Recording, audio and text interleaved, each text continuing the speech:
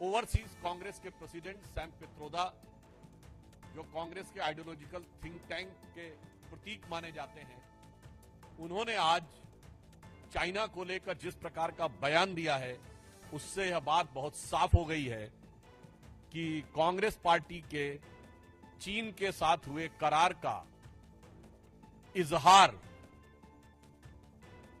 Sam Pitroda ने दिन दहाड़े कर दिया है। प्रत्यक्ष रूप से साफ साफ दिखाई पड़ रहा है।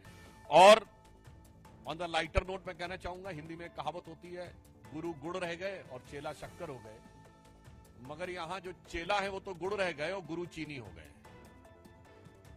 परंतु गंभीर बात यह है कि जिस प्रकार की बात सैम पित्रोदा जी ने कही है, वो भारत की अस्मिता, भारत की कूटनीति और भारत की संप्रभुता पर बहुत गहरा आघात है।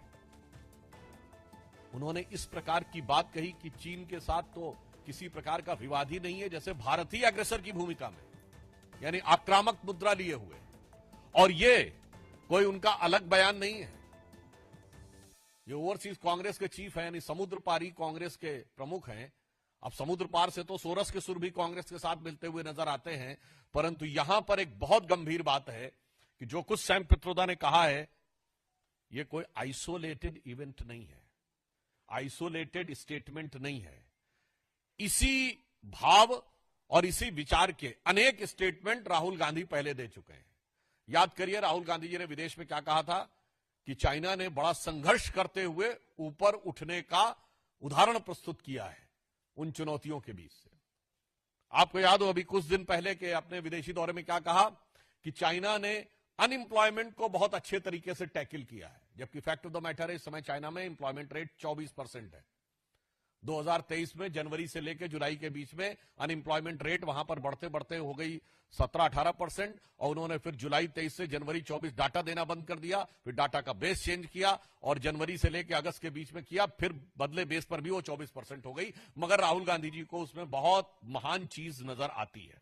फिर याद करिए, यही लोग कहते थे कि चाइना में प्रेस फ्रीडम इंडेक्स में हमसे ऊपर है, जबकि चाइना के डिफेंस मिनिस्टर ली शॉन्गफू गायब हो गए, चाइना के फॉरेन मिनिस्टर क्विंग गैंग गायब हो गए, वहां की सबसे बड़ी कंपनी अलीबाबा के चीफ जैक मा गायब हो गए, परंतु इनको उसमें भी नजर आता था। अब आप आइए, इसके बाद उन्होंने कहा कि इकोनॉमिक ग्रोथ बहुत शानदार की गई है। ये सारे स्टेटमेंट्स हैं, और इकोनॉमिक ग्रोथ की फैक्ट ऑफ द पोजीशन यह है कि 2024 में दुनिया की सबसे बड़ी रियल एस्टेट कंपनी, जो एक चाइनीज कंपनी थी एवरग्रांड, उसकी लिक्विडिटी हो गई।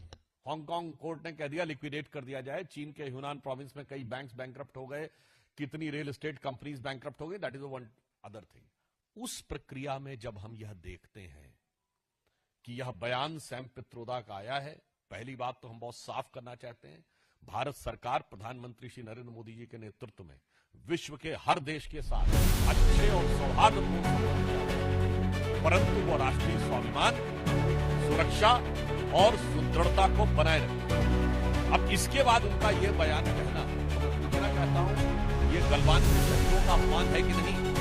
कांग्रेस पार्टी से सीधे पूछना चाहता हूं। गलवान में जो हुआ, हमारे 20 सैनिक बलिदान हो गए, और उसके बाद यदि आपका ओवरसीज का चीफ इस प्रकार की भाषा बोलता है तो यह निंदनीय है, भर्त्सना योग्य है, और ये भारत और भारतीय सेना, भारतीय सैनिकों के बलिदान का घनघोर अपमान है।